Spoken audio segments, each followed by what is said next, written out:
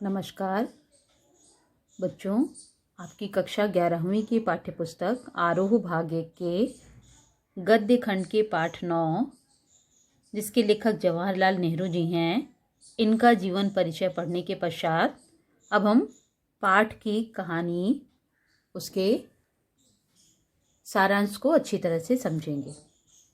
इसका सारांश इस प्रकार से है। भारत माता अध्याय हिंदुस्तान की कहानी का 5वां अध्याय है। यानी जवाहरलाल नेहरू जी द्वारा लिखे भाषणों और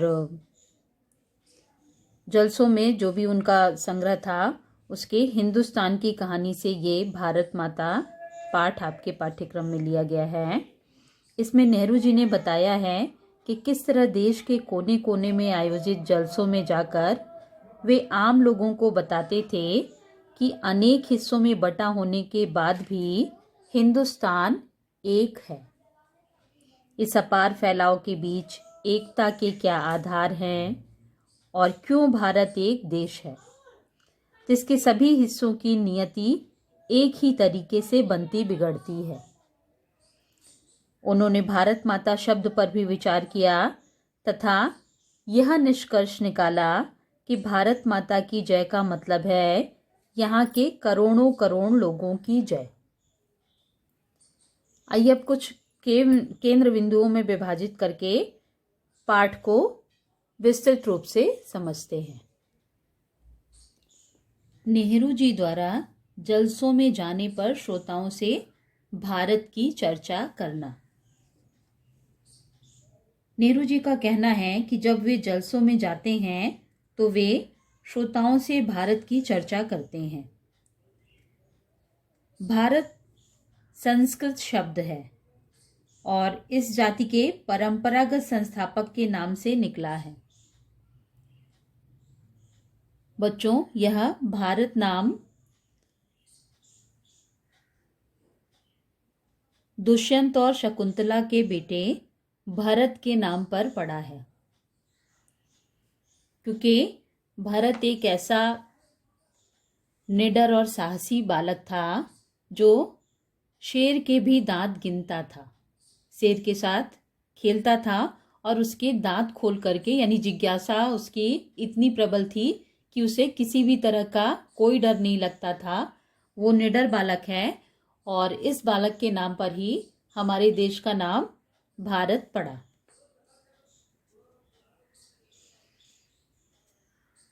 शहरों में लोग अधिक समझदार हैं। गांव में किसानों से देश के बारे में जवाहरलाल नेहरू जी चर्चा करते, वे उन्हें बताते हैं कि देश के हिस्से अलग अलग होते हुए भी एक हैं। वे उन्हें बताते थे कि उत्तर से लेकर दक्षिण तक और पूरब से लेकर पश्चिम तक उनकी समस्याएं एक जैसी हैं और स्वराज्य सभी के लिए आवश्यक है। भारत यात्रा के दौरान वे अनुभवों को समझाकर उसके कारण को समझाने का नेहरू जी द्वारा प्रयास किया जाना।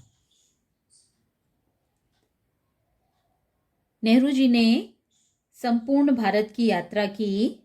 इस दौरान उन्होंने यह समझाने का प्रयास किया कि हर जगह किसानों की समस्याएं एक सी हैं।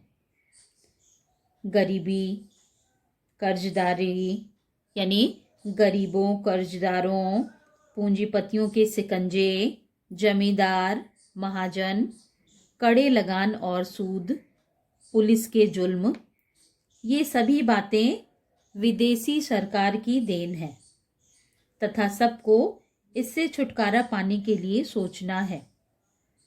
सभी लोगों को देश के बारे में सोचना है।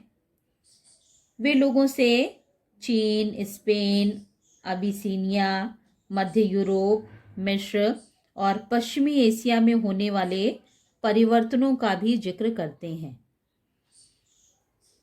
वे सोवियत यूनियन व अमेरिका की उन्नति के बारे में बताते हैं। किसानों को विदेशों के बारे में समझाना आसान न था, किंतु यह इतना कठिन भी नहीं था, क्योंकि महाकाव्यों और पुराणों के उदाहरण ने देश की कल्पना करा दी थी।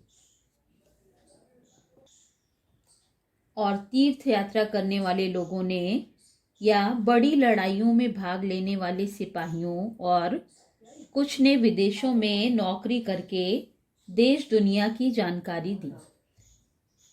37 की आर्थिक मंदी की वजह से दूसरे देशों के बारे में नेहरू जी के दिए हुए उदाहरण लोगों की समझ में आसानी से आ जाते थे। जलसों में नेहरू जी का स्वागत भारत माता की जय के नारे से होना।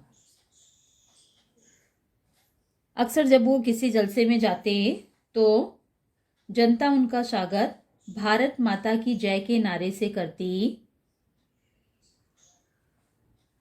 इस पर नेहरू जी लोगों से इस नारे का मतलब पूछते तो वे जवाब न दे पाते, क्योंकि ये एक विस्तृत शब्द है, विस्तृत व्याख्या को अपने आप में संजोए हुए है, इसलिए ये उन्हीं से प्रश्नों के उत्तर मांगते।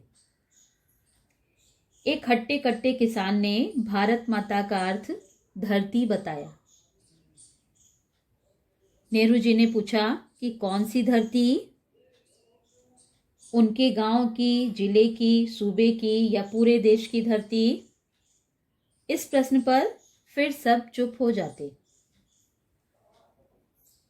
तब नेहरू जी उन्हें बताते कि भारत वह है जो उन्होंने समझ रखा है। वास्तव में वो भारत शब्द की परिभाषा जान रहे हैं। इसमें नदी, पहाड़, जंगल, खेत व करोड़ों भारतीय शामिल हैं। अंततः वो निष्कर्ष रूप में जनता को बताते कि भारत माता की जय का अर्थ है इन सब की जय।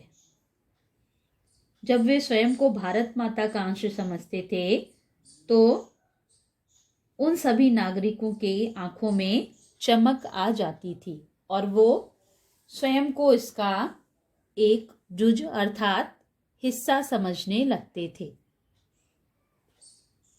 अर्थात निष्कर्ष यह है कि भारत माता की जय का मतलब है यहाँ के करोड़ों करोड़ लोगों की जय। कहने की जरूरत नहीं कि अपने छोटे आकार के बावजूद इस लेख का कथ्य अत्यंत विराट और प्रस्तुतिकरण पैना है।